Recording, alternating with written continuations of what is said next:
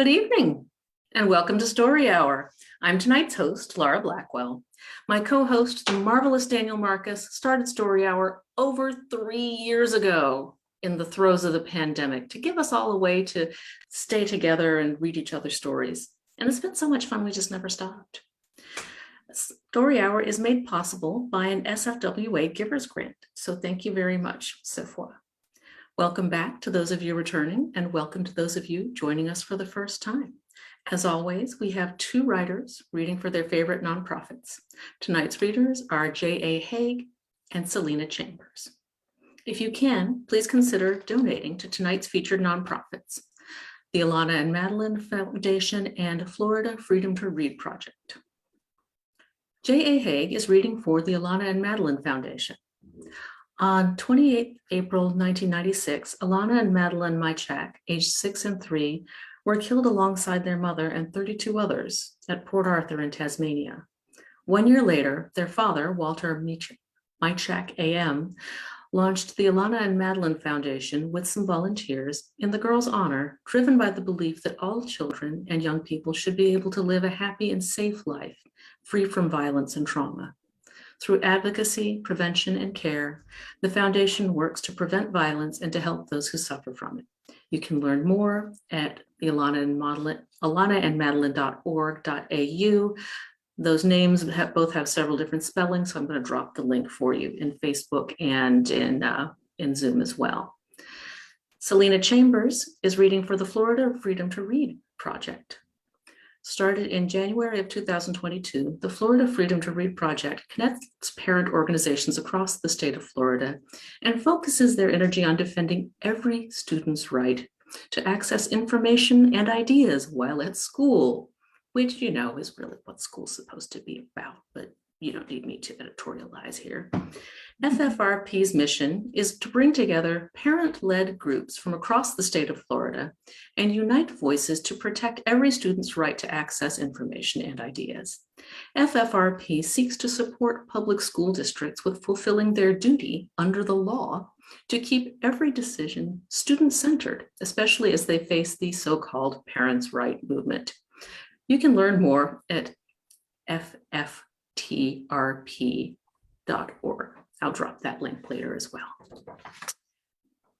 So welcome guests and everyone who's here with us on Zoom. Feel free to leave your camera on if you like. It can be nice for the readers to see your face, and chime in on the text chat if you like.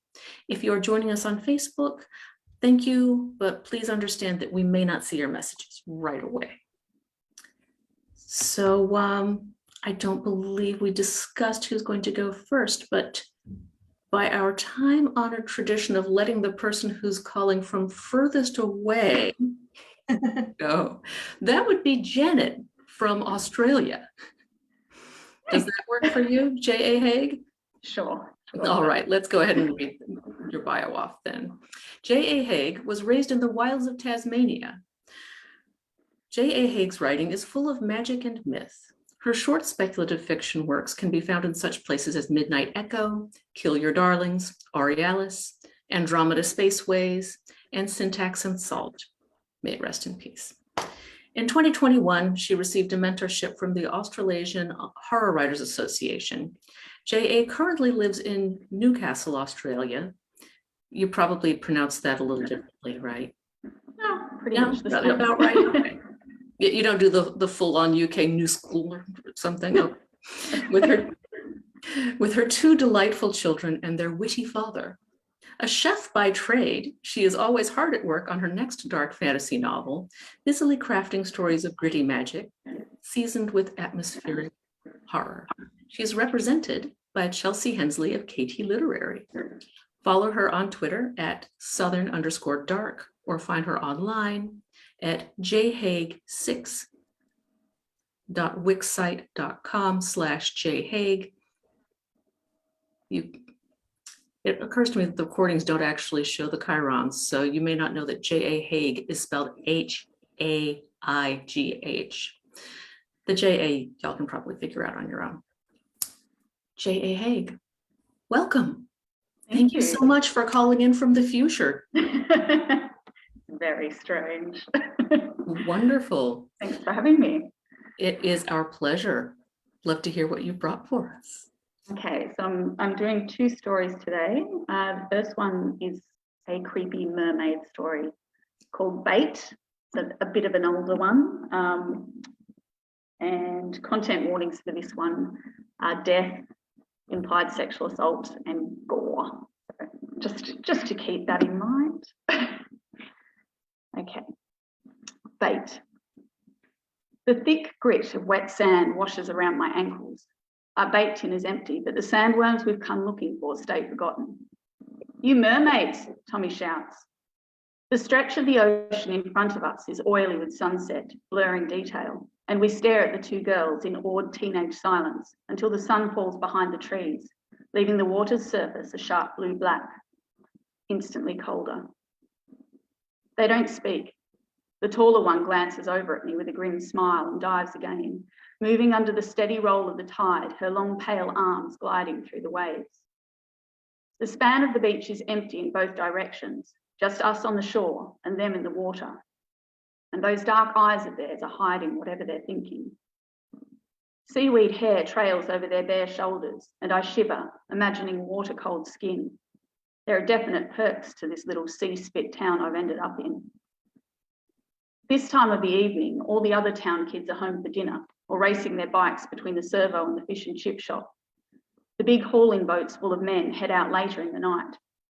And old Addie will already be out by the caves in her waders, hooking octopus with a spotlight. She'll have a bucket of squirming tentacles by midnight, that one. She scares the hell out of me. You look like mermaids, Tom calls again. He has on the same cheesy grin he uses when he chats up Rhonda at the takeaway. She always plays along, but she rolls her eyes when his back is turned. I watch him, watching them. He sounds playful, but his brow is all scrunched up like he's trying to figure something out. I'm not the cocky type, and since I've arrived in town, I've tried to follow my new mate's lead with the ladies, hoping to pick up the scraps, but they're giving him nothing. Bloody snobs, Tom says, loud enough for them to hear. I stifle a groan. Even at this distance, I see their faces close off at the comment. I'm starting to realise that Tom doesn't like being ignored by girls. Still, neither of us take our eyes off them.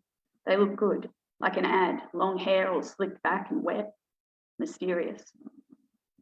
It's a bad time for swimming though. All the night feeders will be out in this half light. A host of slick shapes coiling through the choppy water looking for food. Locals, even ones as fresh as me, know it's best to stay out of the water at dawn and dusk, especially this close to the estuary. These girls aren't locals. Tommy knows all the locals. He reaches back to pull his shirt up over his head. Come on. What? I grab him by the arm, panicking. I'm not getting my gear off in front of these ladies. I'm a foot shorter than Tommy, nearly a full year younger, and most of my awkward body is painted with the patchy red brush of eczema. Pete, are they even wearing bathers? He demands, incredulous. How would I know? Straps, he points. No straps. I hesitate, torn by the information. They don't seem like they want company. Maybe not from you. That's why I get all the hot ones. You're going to freak them out. You coming? He glares. In the end, I leave my navy blue undies on and ditch the shirt and shorts. Tommy goes the full starkers, damn him. It doesn't much matter. By the time we get within a few metres, they take off, strong swimmers silently heading around the point to the safety of their clothes. Hey, wait up. I think I love you, Tommy shouts after them, punching the water in frustration. They don't even turn their heads. Clumsily treading water, I imagine the hungry sea life trawling the shallows beneath our feet and shiver. Goddamn freezing. A few nights later, Tommy's mate Bo stands him up, so I get the late call in. For some reason, I've always prided myself on being the adaptable token replacement. We've been fishing off the side of the old coal loader. Deep black water in a sheer drop underneath, but all we've caught are slick-backed eels, ugly whipping around snakefish that make me want to vomit. My mouth is numb with pilfered bourbon, and my fingers are stiff and sticky with salt from clutching the handreel and bucket with nothing to show for the trouble. We've just come around the point, crabbing our way over the sharp yellow rocks down to Horseshoe Beach when I see them. The same two girls hit by the glare of the full moon, sitting on the beach like it's midday. At first, I think they have towels over their legs, a smooth blanket of darker shadow. As we get closer, I realise their legs are actually fused together. Tails. They have tails. We're close enough to smell the seaweed tang of them when we realise. Caught off guard, we duck back into the shadow of the she oaks to hide, our feet scuffing at the old shell heaps. Not exactly stealthy. They silently turn their pale faces our way for a long breath, and then they look back out to sea. They're totally naked. Tommy's gibbering with excitement. I said they were mermaids. The brief glimpse I got of the damp, dappled surface of those tails reminds me of trout skin. But watching from a distance now as they shift their fins, there's something about the blind, questing movement that's more like a leech sniffing after warm flesh. To me, those tails seem like some nasty, separate animal compared with the luxness of the girl's upper halves. Just leave it. I can already feel a hot flush of fear under my chilled skin. It feels like I'm being set up for some elaborate prank. Don't be such a girl. They're part fish. Yeah, totally. Don't you want to find out which parts? He grins, and it hits me just how different we are. Hell no. Anyway, they don't want a bar of us. You give up way too easy. Maybe you should try it sometime. He spits through his teeth, ugly with embarrassment. Go on then. What? Run off home to your mum. It sounds like something Dad used to say. I ache suddenly with the need to punch Tommy's face, but I don't have the guts. He'd slaughter me. I shake my head and walk away. Dickhead. Hey. Pausing, I'm relieved to see he's following me back up the grey dunes towards the trees. But then he holds out his hand. I look at it, not understanding. Real. Hand it over. I drop his crappy line in the sand and take off the other way. It's not long after dawn the next day, and the sun's hardly out of the sea. Waking up with the nameless dread of a hangover, I head for the beach at the end of the road, keen to wet my hair and clear my head. At the far end of the sand, banked up against the rocks, a group of early risers is gathered, backs turned in a protective arc around something I can't quite see. Jaw tense, I make myself walk the length of the beach and nudge my way in through the crowd. They're right there below the she oaks where I saw them last, and in the morning light, their tails have vanished, leaving no hint of what we'd seen the night before. Now they are, I assume, two normal enough looking dead girls, if you don't take into account their missing lower halves. The magic is gone from those dark eyes, and their sides are split open, gutted like fish, all empty. Belly coils lying in ribbons on the sand. Reminds me of eels. I know I'm not the only one spitting into the dunes at the sight. The tails are gone, but there's nothing to take their place. No legs. Just a chasm in my mind between what they were and what they are now. The one I'd thought of as mine has that same grim smile, almost hidden by the long hair that covers her face like kelp. The smell of iodine and rust is thick in the air like a bloody chum bucket. With that thought, my knees start to shake, and I take off back in the other direction, needing to move, get some distance. I spend the walk back thinking about what might have happened last night and just how much of a sicko Tommy might actually be. When I get home, I turn the TV up loud and try not to think at all. You like Judge Judy? Mum frowns, bustling in later with bags of shopping. Reminds me of you. I try to smile as I jump up to give her a hand. Both Tommy and his mate Beau seem to have vanished from town, and it doesn't take long for the coppers to come around asking if I've seen him. I'm packing it, totally paranoid, but I roll on him the first chance I get. I don't want to be associated with anything like that. Mum just shakes her head and mumbles in the kitchen with her friend Velma the whole time they're here. After they all leave, Mum drinks cup after cup of strong, sweet tea and tries not to let her horror show too openly.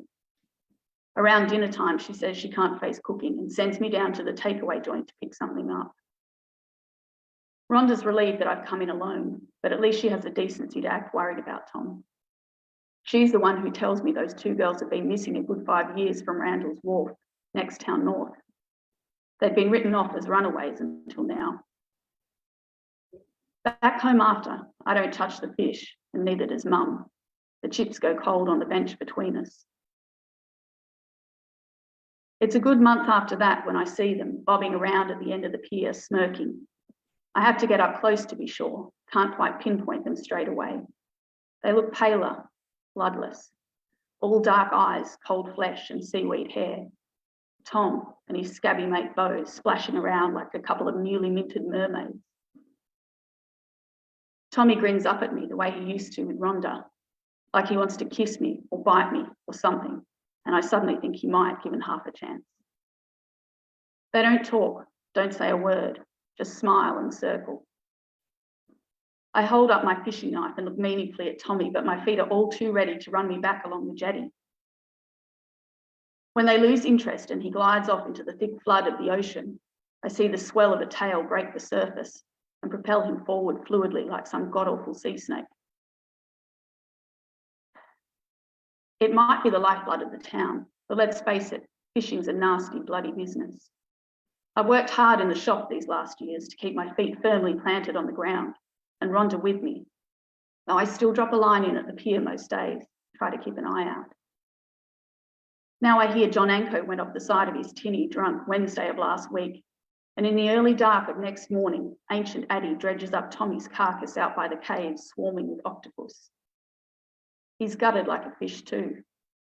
No legs, no tail, nothing below the waist, just a face 18 years older than when he left. John was a regular at the shop. He coached my eldest at soccer, for Christ's sake.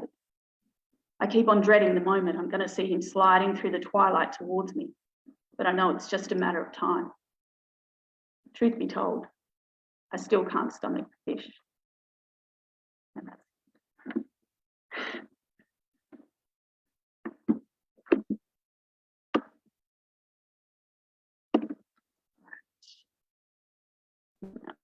Bear with me. Okay. So the next story that I'm going to read is The Threads That Bind. This one's less gory. Content warnings for this one are death, suicide, and depression. All right. The Threads That Bind. My eldest daughter, Ronnie, looks past me to the mess wedged in the branches of the jacaranda tree. I'll get the knife, she sighs. Her sandy lashes hide her eyes from mine, and when the screen door slaps shut behind her, she shrinks away from me into the shadow of the house. This never-ending plague is getting to us all. Crossing the yard, my boots kick up dry red earth, and I stare up at the creature in frustration. The bobbin glares back at me from its coloured weave, green resinous eyes tracking my every movement as it rubs those sharp front spindles together. It opens its alien maw to show the blue gullet, twin points of spinnerets working furiously, drawing out that grotesque silk.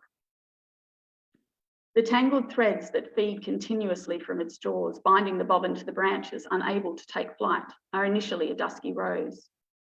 Presently, though, goaded by the sight of Ronnie returning with the blade, it works more intensely, its skein blooming from pink to a more bloody red. I frown at the change, tuck in the front of my shirt, and take the knife from my daughter with a look that says no argument. Breath. All right, Mum? She watches me. The metal carves through the web, and the bobbin emits a high-pitched squeal of anger, like bacon fat in the fire, pulling back, lengthening out the silk from its mouth as it scuttles away across the branch.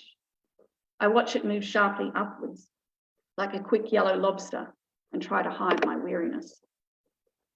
I'll have to call the rural service. Hope they can fit us in sooner rather than later. Pushing the shopping up the conveyor belt, I tally a rough total. Hope there's enough cash in my account to cover what we need. Angus Horgan offers me an understanding smile. How are you going, Molly? I shrug, return the smile, but my heart's not in it. Kid said Ronnie got a scholarship for New England. That's pretty great. They all do this. Crank up the positivity, tiptoe around the walrus in the room. Yeah, she's done well, I say. Always been a hard worker, just like her dad. Quite the conversation stopper, and I know it. It's not their fault, I remind myself. It's awkward. Angus says quietly, I'd say she gets it from her mum too. She's done well, I repeat. I can't quite bear the thought of Ronnie leaving us yet. How on earth will I manage without her? Well, it's pretty great, really great. Angus packs rice, tinned tomatoes, searches the muesli for a barcode, changes the subject. Many out your way? The familiar query. At some point over the last few years, the habitual obsession with weather has turned to the spread of bobbins. Tully's found a whole nest down the river paddock, 4 or 5 of them, says Angus, strung out from tree to tree along the boundary windbreak like a row of hammocks, Steve said. Rural service came and dealt with it, sprayed the whole farm. I grimace, shake my head. God knows what toxin the authorities use on the bobbins. They've found something that works, but it's strictly controlled. And the guys who deal with it make sure to suit up well before they start. The first year the creatures showed up, it looked like a band of hippies had thrown up in tie-dye all over the sorghum. Impossible to harvest without those telltale rainbow threads choking up the teeth of the John Deere. 2 years on from that, we weren't the only family to torch the fields in the hopes of a clean slate, but we all learnt the hard way just how resilient the creatures were. Angus stacks my few bags, rings up the total. Martin had a heart attack a couple of days after, he confides. He's all right though, over at Mungo Base Hospital. Stress of it all tipped him over. Robotically, I murmur words of concern for Martin, ask after the rest of the family, all too aware of just how many of my fellow townsfolk were dropping like flies under the weight of this new environmental affliction. I should probably take something out to the Tullys, but what? Does my budget even stretch that far? Eggs maybe, some token gesture of care. I've been on the receiving end of enough for the last 7 months. Swiping my card, I breathe a sigh of relief when it goes through and Angus greets the next customer. I collect my bags, step out onto the footpath. The sun is hot and dry. A row of empty shop fronts gazes back at me. The gum trees along Main Street are festooned with trailing threads. Abandoned bobbin spools, a rainbow of colours float on the slight breeze. They look like they're waving goodbye as I walk to the ute. It's as if some guerrilla knitting fad finally made its way to the quiet streets of Wangara. All the telegraph poles and suburban trees knotted up in honeycombs of wool. But it sure stopped you short the first time you saw one of the mustard-coloured monsters. Heard the creepy click of those living spindles hidden in the leaves. Like nothing so much as the giant toxic offspring of a wasp and a spider, the first one I'd seen was the size of a terrier. I try not to dwell on the bobbin lurking by our house. Like Martin Tully's poor heart, collateral damage follows close behind when the creatures draw near, start nesting. They herald a train of injury and death wherever they go. We've had more than enough of that already. I should have stripped the yard. The reach of the jacaranda's branches falls across our home. Its branches close and expansive. We've cut back all the other foliage, but I still can't bring myself to take down that tree. It's the last memory I have of Andrew, however grim and dark. I lean against the tray of the ute, eyes closed. I can still hear the creak of the rope, the rhythmic scuff of his boots on the dry ground beneath. Thank God the kids were at school. It's only 8 a.m, but the sun is already hard. Ronnie is hauling the goats up from the bottom paddock. I can just make out her slight figure battling with the stubborn animals, the sun sparking off the crown of her red gold hair. Tall, broad-shouldered, determined. She's so much like a younger version of her father. She's taking the year off, a gap before starting engineering, but we both know it's really to look out for the farm, to help me out, keep the fields on turning since Andrew left us. Her sisters Bea and Addie are already on the dusty school bus dawdling its way into town. They'll study hard so that one day they too can leave, move away to the coast. I'll make sure of it. The wheels of the John Deere are clogged with old mud, and I gouge at it with a stick, make a show of lifting the hood, checking the oil. I'm fooling no one. I know the seasons, the plants, the life cycle of vermin and snakes, not the mechanical aspects of this life. Ronnie looks after all of that now. There's a weak hiss from outside the shed. A few feet away, a magpie has skewered a bobbin. It shakes the thing vigorously like a dog wringing out a rat, and the tough exoskeleton gives off a tacky clatter that makes me shiver. Though the bobbins make short work of smaller birds, the larger ones, magpies and kookaburras, seem to hold their own, cracking the yellow interlopers to get at their gelatinous insides even as the spindly legs writhe. Satisfying to watch, but I keep my distance. Across the yard near the house, the web is growing, spanning the upper branches in great swathes of pink, orange and crimson. Beautiful, if not for the destruction imposed. Trees suffocated, starved of sunlight, picked clean like a crowd of locusts has been through. The technicolor crochet of the web lends the tree an eerily festive slant, like the sad aftermath of a child's birthday party. And I picture the yellow arachnoids strung from the branches like creepy piñatas, me with a cricket bat in hand. I could really go to town.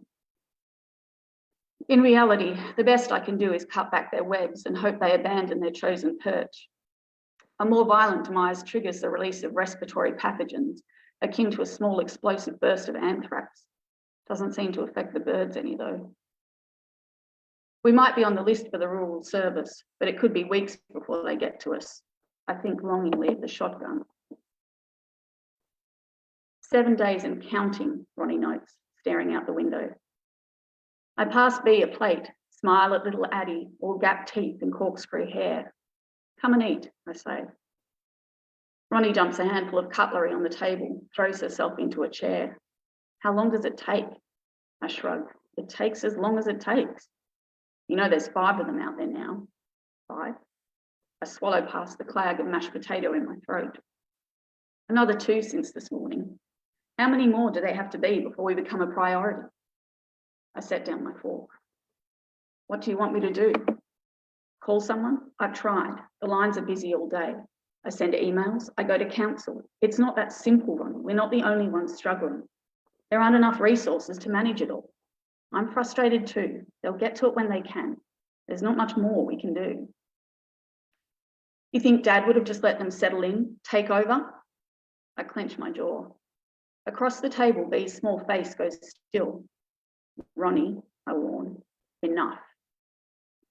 She is suddenly brimming with anger. Shoving back from the table, she throws her unused plate in the sink and I hear something shatter.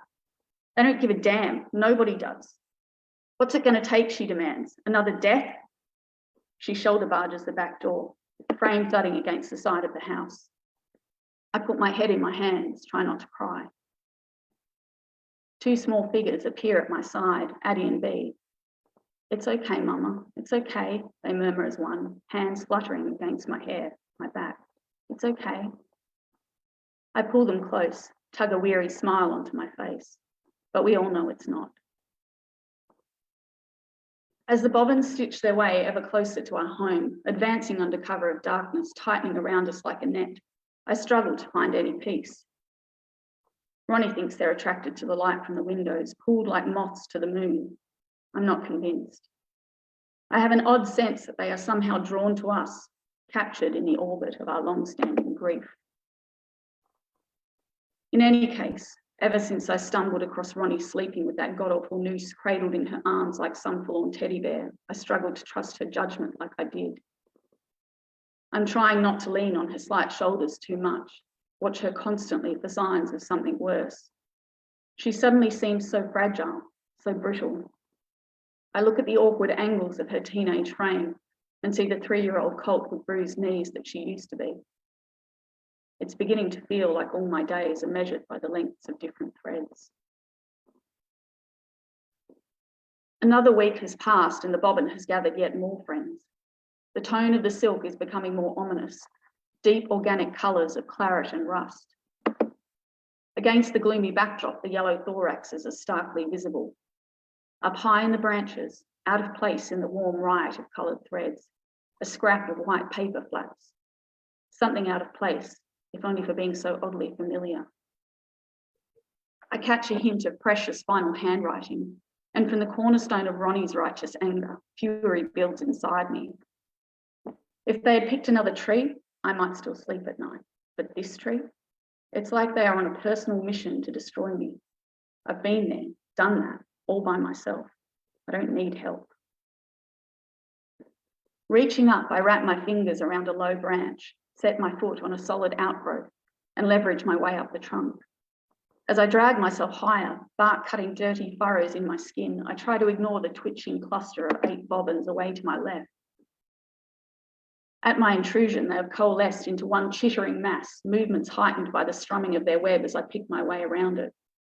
A bobbin scuttles suddenly forward, a quick surge rushing toward me across the branches. Lashing out with my boot, a narrow miss, my handhold slips, and I barely catch myself, heart lurching. The outlier returns to the safety of its game. Instinctively, I pulled myself tight against the jacaranda, my face pressed, horror, into their web. The threads are silken across my cheek like a worn kimono, not tacky as I had expected. And there is a scent. The odour itself a confusion of longing. I find myself shifting, nesting closer to inhale it. The earthy, grassy smell of a farmer's clothing, the particular heat from the skin of a memory, like a bittersweet warning of imminent loss. Tears sting my eyes. Stretching up, I snatch for the slip of paper, tug it free. Mum! Ronnie is standing below, face aghast. It's only then that I register how stupid I've been. Scrabbling, I make my way down. Feet back on solid ground. I'm the one ducking my head, not looking her in the eye. She pulls me away, distancing us from the tree. Suddenly, I'm the kid pushing boundaries, testing patience. Her voice is sharp. What are you doing? The inevitable curse words are rough in her mouth, though she's more than old enough, has had cause enough to use them. I crumple the familiar worn note in my pocket, run my thumb over its tear-softened edges, lift my chin, a challenge. Guess I got tired of waiting too. What if the girls were here? Ronnie chides. I shrink at the reprimand. She shouldn't need to remind me.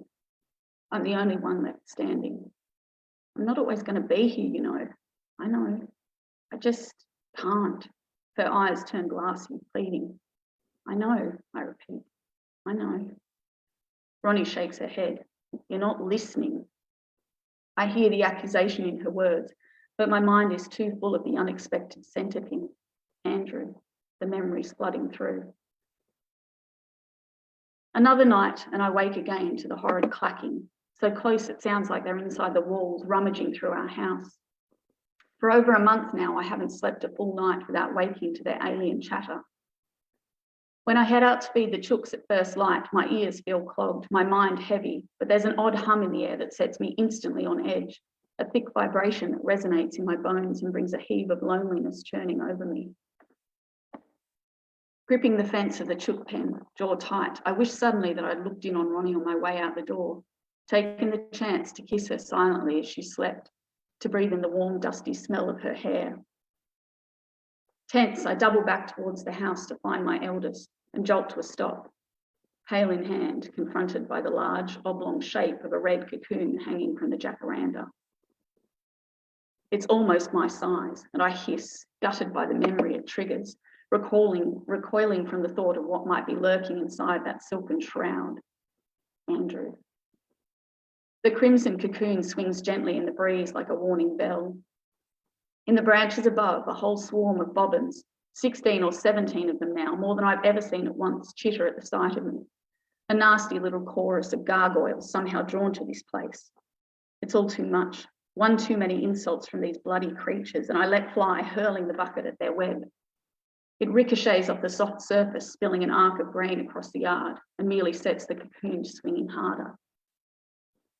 Stepping up, my hands are claws, tearing at their god-awful nest, and I break through the fibres like aged hessian, dusty threads drifting on the air until things begin to fall out, and I find myself choking at what I see. It's not some horrendous larva.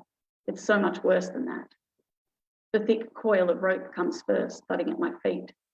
My heart jars, gagging me with a swell of terror.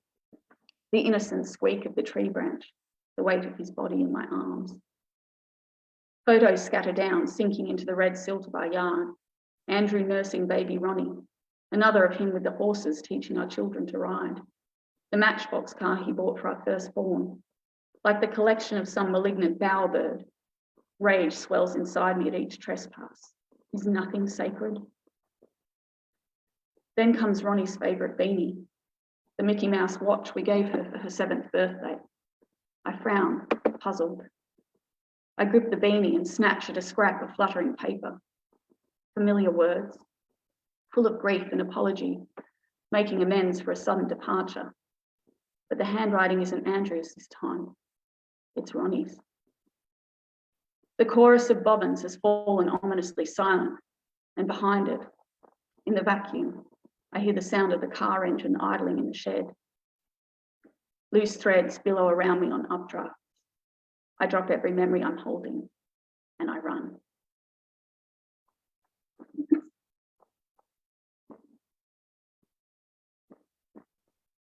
Oh, those were amazing. Thank you so much. Thank you. Well, between the two readers, we often find that we just need a breath.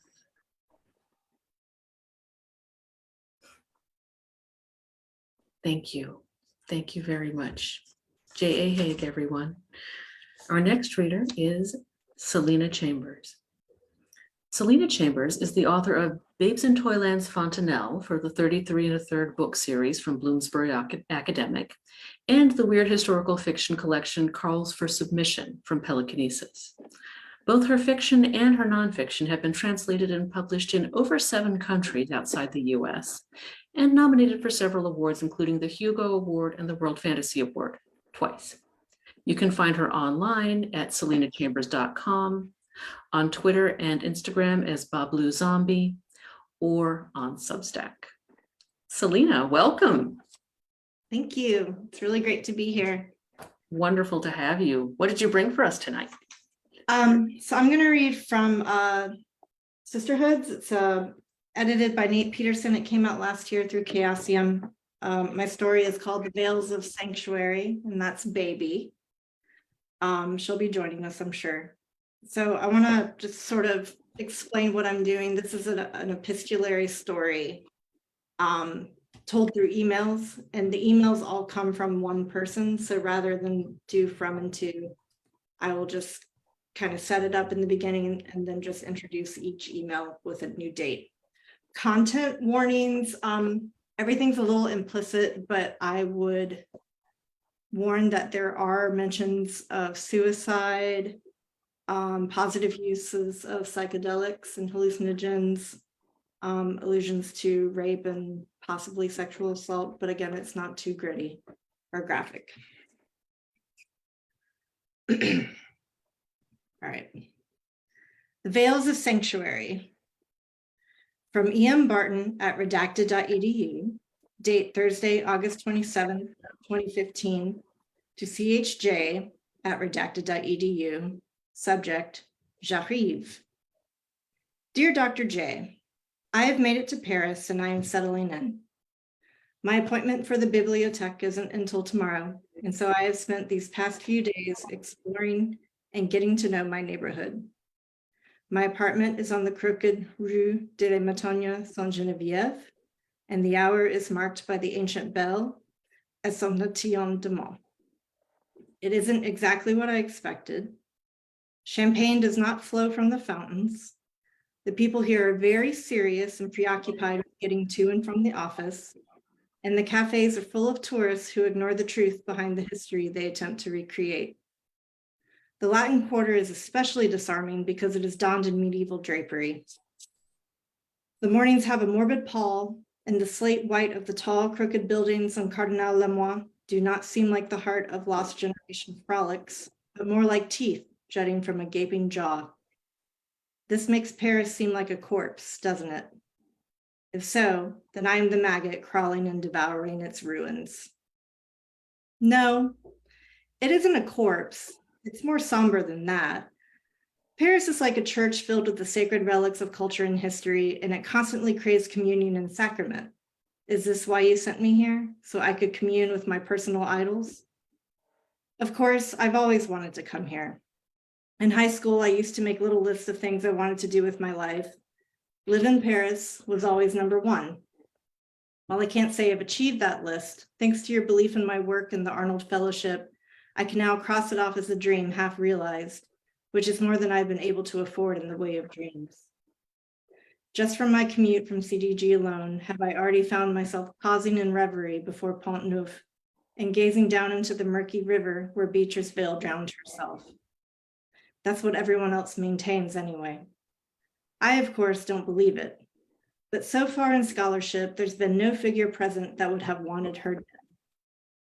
Then again, there's so little scholarship about her that almost her whole life is a mystery, making her footsteps especially elusive to follow, more so than those of the famous peers she walked with in my life. Mina Loy, Duna Barnes, Natalie Barney, Dolly Wilde, Isadora Duncan, Colette, but even their footsteps, prominent as they are buried under a century's worth of trash, traffic, and tourism kitsch. I suppose in my mind there would be actual footsteps, like on Sunset Boulevard, where I could slip my feet into their feet, hold hands with their petrified phalanges, and through this cosmic parallel, feel their power flow through me. Isn't that what communion is all about? Well, enough reverie for now. I must unpack and find supplies, then tomorrow off to the bibliothèque. Fondly, Elise. Thursday, September 3rd, 2015, subject, so far so good. Dear Dr. J, I have spent the past few days sitting in the magnificent reading room of bibliothèque. The archivists are a bit stiff and terse, but they give me the boxes and leave me alone. I'm not so down in this place as I was in the last email. I have found that in Paris, there is no limit to what one can imagine and realize from the imagining. For instance, I imagine that based on the few footnotes found on Vale's work as a poet and performer, that somehow she was following in, if not recreating, the multi-practices of Sappho and her followers who performed their poetry with music and dance as the first instance of transcending realities through ecstatic expression. While it does seem like she performed, no account of any performance exists. The committee, as you know, told me she was less than a historical specter, and they have never supported my thesis. Only you, Dr. J, have dared to imagine with me, and here we are holding hands at the seance. Speaking of, I do think exploring the theory that she was involved in some sort of espionage is interesting, and it's a thread worth seeking in this research. It is interesting how almost all of her contemporaries, Isadora Duncan, Maud Allen, Colette, and Mata Hari, who was actually executed, were eventually persecuted as strongly as they had been adored, and how at the center of these parallels lie the discarded veils of Salome. I did find one letter from Maud Allen telling Vale she was too intellectual, and that, quote, people will think you hate men. Silly girl, men are the money, unquote. So perhaps she was not welcomed in the dancing halls. She was, however, welcomed at the salon of Natalie Barney, where it seems she gave an exclusive performance complete with sets and costumes based on several conclusions that I've drawn about the 7 gates of Ishtar and discoveries of the unknown writings of the 10th Muse. It seems Barney was over the moon at the performance. And still, nothing has been recorded by those who witnessed this. You don't have to bother responding to this one because I can hear your reply now. Keep digging. So I dig, Elise. Tuesday, September 8th, 2015, subject, Vale's performances. Dr. J, I just can't even concentrate now. I'm so excited. In box 5, I found several loose leaf sheets of paper stuffed in an envelope that appears to be a draft of Vale's sapphic performance. It has everything. Poetry, music, dance. She claims to be singing some unknown Sappho poem about Medusa, if you can believe that. It is feminist theory made theatrical, and while it is only one example of her mind, it deserves to be studied along with Elsa von Freytag-Ladenhoven's sound poems and Mina Loy's manifestos. The bibliothèque will not let me make Xeroxes, and is something we will have to arrange when I return. I thought about taking pictures with my phone, but her handwriting is erratic, and it'll just be easier if I go ahead and transcribe it. See below. This is getting really exciting. I hope you enjoyed your long weekend. E. Enclosed. The curtain opens upon an execution scene in the mountains. Note that the construction of the stage should be such that the audience can see beneath the floor. We'll have to talk to N about a special construction. I am the firing squad's target and draped solely in black but for my eyes. As the music begins, a soldier offers me a blindfold and I refuse. No one moves as the music crescendos and builds. After a minute of this, the loud staccato of a dozen bullets shoot off and disturbs the audience in the scene.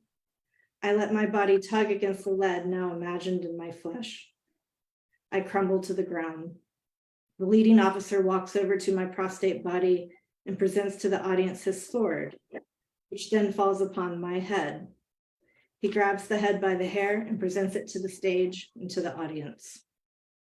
Then he tosses it into a pit, the second half underworld of the stage, and the lights fade as all the dancers transfer and get into position. The stage lights rise again like the morning sun, and the audience will see that the pit is a cavern with a giant marble slab segmented into 3 beds.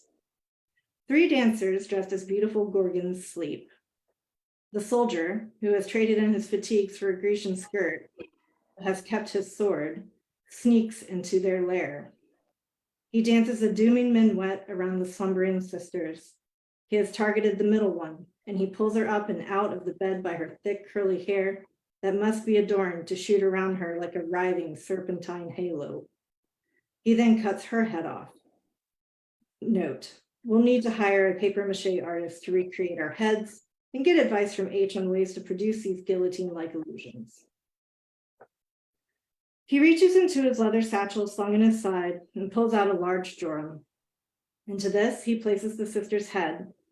The surviving sisters are awake, screaming and wailing. The orchestra should match this emotive cacophony a la Stravinsky, and they writhe around him. He swings at them, he abuses them, but he cannot win. He avoids their gaze, but still weakens from it. They disarm him, they disrobe him, they look into his eyes. He turns to stone. He drops the jar. The orchestra stops playing. The audience can only hear the 2 dancers' battle gasps, but they are soon drowned out by raspy, high-pitched frequencies reverberating throughout the theater. From the mouth of the cavern, I make my grand entrance. I am still swathed in black, but my head and torso is unveiled. I walk slowly toward the sisters, dragging a huge Aeolian harp behind me. Note, may have to see if Marcel can assist or direct me to someone who can construct such a thing. My dance is composed of poses that progress with the frequencies of the wind, and I stare at the audience as one frequency takes up the melody of another. When I finally reach the sisters in the statue, I sing the Gorgon song by Sappho with this added refrain. The only way they let us win is when we kiss their lips. I then swing the harp up and over the assassin, knocking his petrified head clean off. Ideally, it will fly into the audience. The impact, I imagine, will make the harp's vibrations wobble between octaves, and I will resume my song. The truth lies beneath the veils of sanctuary. Lifted, the truth becomes a different story. Then my dance of the 7 reveals. By its end, one of the dancers will have stuffed the stone head from wherever it falls, and returned it to the stage, so when the next to last veil drops, I will pick it up, kiss it, and as all the Gorgons dance around me, present the head to the audience. When I cast my last and most voluminous veil, my headpiece with the long train, high up in the air until it seems to fill the entire cavern with its umbrageous cumulus tucks and folds, among them will rise the Medusa's stricken head, and she shall float over my own. The stage lights will fade until only the Medusa is illuminated, and she shall dominate the entire stage like Hyrkanen and Moreau. We all sing one last refrain. He came to us in the night. The curtain falls. Friday, September 11th, 2015. Subject, undiscovered D. Miller photograph of veil. Oh my God, Dr. J. I have to say, I am surprised about your sudden skepticism. Do you really think she made the Sappho Medusa thing up?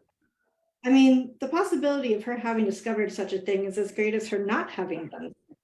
But then again, the loose papers lack proper context other than what I presume to give them. Maybe they are nothing but a lark, a joke to a friend. But I don't think so, as you'll see. The plot thickens. There aren't many boxes and I'm down to the last one. They saved the most mysterious for last, it seems. It is just a single book, a photograph, and a jewelry box. The photograph is striking, not only because it is the first time I, or any other scholar for that matter, as far as we know, have set eyes upon our subject, but she has such a command of presence. It is a wonder she wasn't the queen of the Orientalists. Furthermore, based on the signature on the back, it appears to have been taken by Lee Miller. As you can imagine, I ran over to the head archivist and began babbling in my terrible French about the find. In her signature style, she was unamused and unconcerned. How can they be so blasé about this? And of course, immediately I became curious as to what other buried treasure is laid in this place's collection. Do they even know? It's quite careless. I mean, aren't they worried about theft? Without an inventory, how will they ever miss such a thing? Who is to say half of their inventory hasn't already gone missing? But the image is breathtaking. It immediately summons the lines. Darkness comes in variegated shades and hues like any other color from her one published poem, The Coupe Obscura, that appeared in the Little Review. She's entirely veiled in those variegated shades of black and gray silk, except for her breasts and arms, and the gradations are put to ultimate effect under Miller's unique chiaroscuro. On her head is a crown of silver snakes, and they writhe around her dark, wild, loose hair and pale forehead like diadems. She is posed like a goddess on a Grecian urn, in something of a lunge, with an impressive Aeolian harp resting on her planked thigh. She stares at the camera from smoldering eyes, and her inky, bee-stung lips are parted as if caught in mid-cantation. In her free hand, she holds a stone head and presents it to the camera, almost as tribute to the viewer. She is the femme fatale personified, beautiful and monstrous, and this is her vision of Sappho. Not some gentle poet singing songs over the Leucadian cliffs, but a goddess who'd eat Ovid and Virgil for breakfast and poop Homer out as part of her green smoothie cleanse. Barthes writes about the astonishment phenomenon one feels when discovering an unseen image of a historical figure. I am looking at eyes that looked upon them all, and rather than look enthralled with her youth and her age as the flapper is often illustrated, she looks fucking pissed. It's disjointing, and it makes me want to look away. But again with the Barthes, when I close my eyes, I see her even more clearly in the context of what I feel must have been her being. She is wearing one piece of jewelry in the image, a demure pearl necklace that adorns the same wrist, offering up Perseus, Hokonnen, whoever. I assumed I'd find it in the jewelry box, and I found part of it. I think, but there were two individual pearls resting within its velvet clamshell. It must have broken after the performance, and this was all that was salvaged. I feel the fatigue of fragmentation. I will have to look at the book after the weekend to eat. Monday, September 14th. Subject, Marguerite de Chatillon. Yet possibly another great discovery. The book is an ex libris, it seems, from some institution of yore, with a book plate sporting a sphinx at its main emblem. Over her head, the eight-pointed star of Ishtar sparkles in a night sky, and in silhouette are seen figures night traveling to and from the sphinx. There is no title page, it seems, but just a warning that I think translates as, whoever stole this book is anathema. So what happens when one becomes anathema? This warning has been crossed out by a pen, and the arabesque scrawl of Beatrice Vale reads, the thread you seek. Did I not just write you that same sentiment days ago? I did. I just checked my sent box. Creepy. Disqualifying my ego and resisting the urge to imagine specters hovering over my shoulder and pointing their skeletal fingers towards clues. Who is you, I wonder? Is she writing to herself? Or perhaps the rumors are true and she was delivering messages to the Germans, ye old accusation thrown at her peers such as Mata Hari. I can't help but hearken to the prescience of the you. Is it me? Or any page-worn wanderer who would one day try and excavate her ashes from pulp and dust? That one line was not the first effacement of the book. It seems Vale took to translating the text and writing the English in between the lines. From what I can gather, it is some sort of doctrine. our manifesto of a loose network of female intellectuals. However, the doctrine, which seems to have been written around the end of the 15th century by a young girl, is solely written in the future tense. In the back, Vale, I'm assuming as it seems to be the same kind of dark blue ink, has drawn a map of Greece. There are a few dots in certain places, some around Lesbos and Crete, but what they are marking exactly I cannot tell, and now I'm feeling a bit overwhelmed and anxious. I'm unsure that I have time for all these unexpected findings to translate, make sense of, then place into context, but Vale's inscription keeps hearkening to me. Now it is she who is telling me to keep digging to find the thread I seek. Tuesday, September 15th, 2015. Subject, regarding Marguerite de Chatillon. Check this out. The text alludes to the Library of the Sphinx, where all our experiences will be added to the grand narrative. Are you thinking about Mina Loy now? Is it possible she didn't coin this term alone for her essay, but appropriated it from conversation with Vale?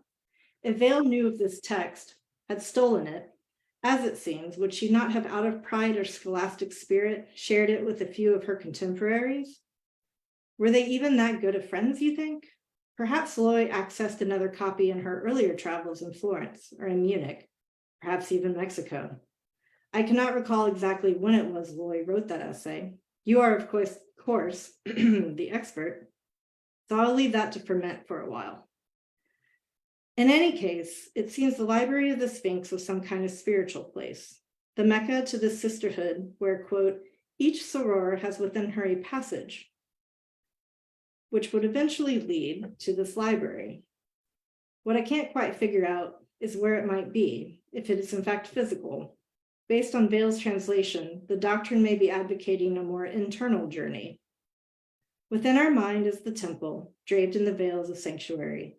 For those who look too long into the past and beyond the surface of the world, within the library lie all the secrets of stories untold by their retelling. Sounds like our kind of place, huh, Doc? Do you know about any of this? Have you heard of Marguerite de Chatillon or any sort of organization like this? Salons or academies that took to calling themselves the Library of the Sphinx? More, Elise. Tuesday, September 15th, 2015. Subject, Marguerite de Chatillon, the 15th century Helen Heck. Dr. J. More about finding the passage to the Library of the Sphinx. Quote, with the swallowing of the elixir spheres, the humors are tamed for travel. Unquote. And then there are a bunch of recipes, mostly written in alchemical symbology that I am unfamiliar with. Is this consciousness expansion? If so, wouldn't this be the first documentation of, I don't know, natural philosophers, mystics, quacks, recognizing the brain had chemicals that could be manipulated by other chemicals? I still can't make heads or tails of it, but somewhere in all of this is the answer to Vale's mysteries. I can feel it so much that it is transforming Paris around me. You haven't responded to my last few emails. I'm sorry if I'm blowing up your inbox with novel-length texts, but you did ask me to keep you updated and abreast of what I found. And there's a daily news break almost every 5 minutes here in this archive. Believe me, no one is surprised at how fruitful this has been, as me. But I do worry. I am letting myself get bogged down in the discoveries. One answer begets a question, and when I leave, I do feel as though I've stood before the Sphinx and survived her riddles, only to be quizzed again the next day. Thursday, September 17th, 2015. Subject, access denied. Why? Dear Dr. J, I have just been informed by the archivist that I would no longer be welcome to continue my research here. They said it was made so by your request. And yet in your last email, you made no mention of being displeased with me in my research, much less revoking my privileges. Maybe it wasn't your choice. Have you told the committee of my findings? Could you please contact the archivist and give me a few more days? I have the thread and will rip it out with my teeth if need be. Sincerely, Elise Barton.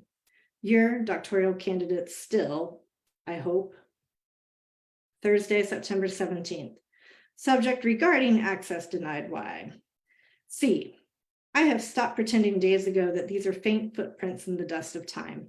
From the moment I opened this box, I have felt that these are all messages for me, and I can't quite find the key to unlock the encryption. In the middle of the book, scraps of what appears to be ancient papyri have been glued to the pages. They are blank, but strip after strip has been methodically placed on about 10 pages. I almost drove myself crazy trying to deduce if the Marguerite de Chatillon text, left exposed, composed a message or not, and I don't think so. I think at some point the message was within the scraps. I just need a few more days. You've helped me come this far. Please, tell the archivist it was a mistake. These findings could change the world of many fields of study. If I don't finish following the thread, all this knowledge will just rot away here, like an underprivileged, unrealized genius in an unmarked grave. Your resurrectionist, Elise Barton. Sunday, September 20th, 2015, subject regarding access denied. Why? Dear Dr. J, you know how I said I used to make lists as a kid? Well, living in Paris was one of the things, but I was embarrassed to add, based on its utter improbability, that also on the list was to find undiscovered fragments by Sappho.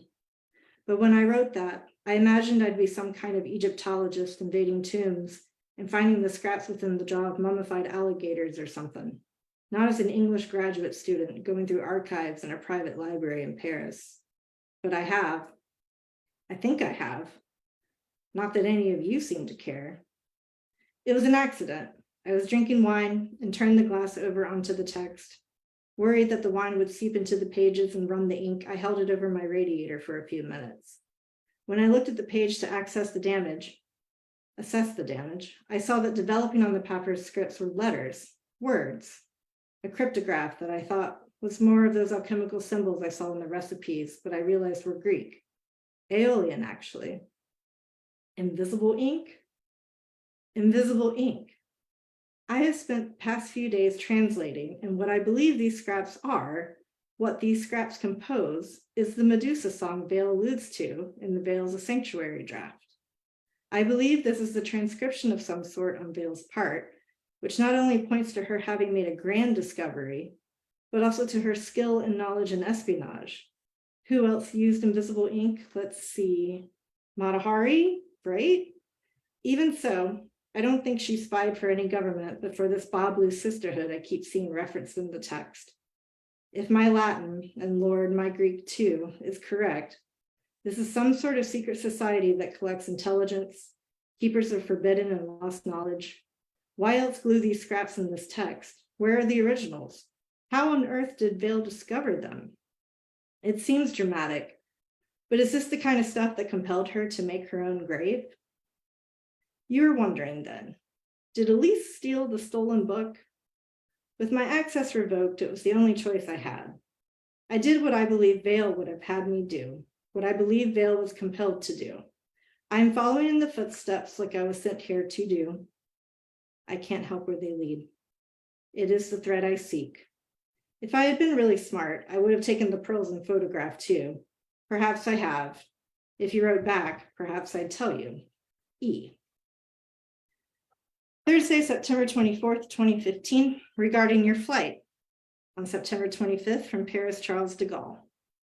Ever since I discovered these fragments, I've found reality growing fainter, as if piecing these adventitious fragments together is unlocking my inner mind to spill out into the world, or worse yet, for the secret world to flood in. I cannot tell which.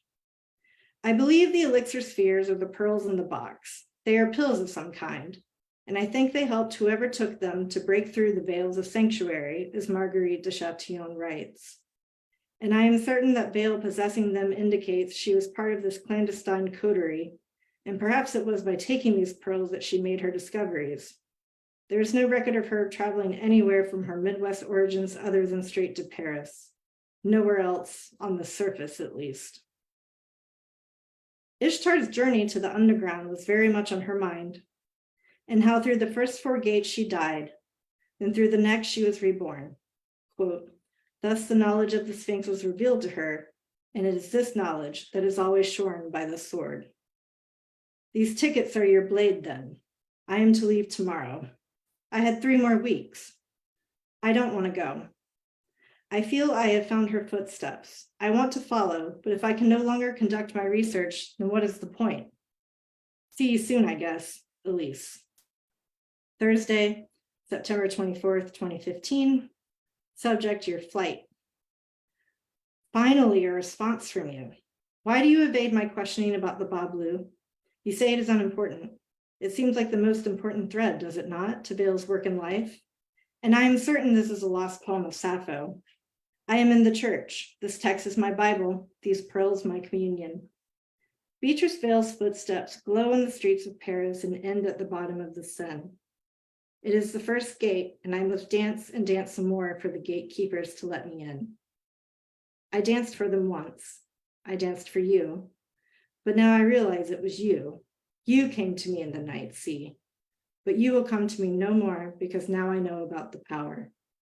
I wear the veils of sanctuary, just the thread that leads to the temple, the power that tries to silence us all. I have been contacted by a greater source, and I intend to follow them toward the rest of my research until my thesis is complete. I am seeking the different story now. Editor's note. On Friday, September 25th, Elise Barton did not check in for her flight back home to Boston or to anywhere else in the US or another country. All items in her apartment were gone and the place had been cleaned. Her passport has not been used, nor any of her credit cards. It is suspicious that a woman named Beatrice Vale purchased a train ticket to Rome on Saturday, September 26th. But any other leads as to her whereabouts, or Elise Barton's from that point, soon grow cold. The last correspondence Dr. J received from her student came in the snail mail, postmarked September 30th. It is Barton's translation of what she claims is the undiscovered Sappho poem found and performed by Beatrice Vale in 1924. Because it is believed Barton is still in possession of this manuscript, no verification of the origins of this poem or its veracity can be obtained until Barton, and we believe the original manuscript, can be found.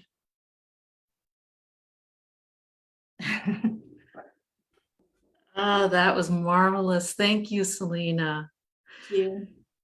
Everyone, it's time for us to wrap up, but this does seem like a good time to point out that Story Hour is eligible for Best Fan Cast Hugo, Best Fan Cast category. And since we're all fans of the writers who read for us tonight, obviously that's where we fit.